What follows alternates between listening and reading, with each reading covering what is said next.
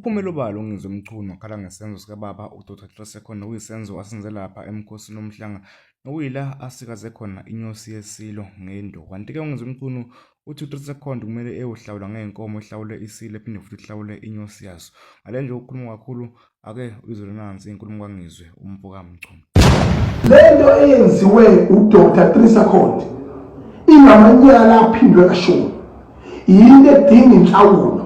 Yinto eyicala, yinto kumele akhiphe inkomo exolise esilweni ngoba ukube uZulu usaphila ngalendlela kufanele kube yiyona.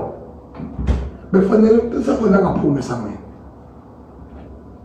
Befanele alokhu nje akwazi ukuthi uThulasekhono ibutho likwazi ukuxoxa naye eduze ngoba ubesehlobongile.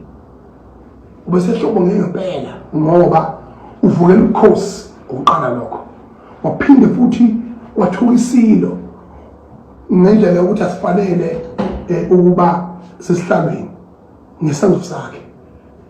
Ukwazi kanjani ukuthi othandazayo ithandaza njengembongi, ithandaza ibikela obaba omkhulu bethu ukuthi nawo umkhosi usufikile emashobeni esikhondlweni seNembe.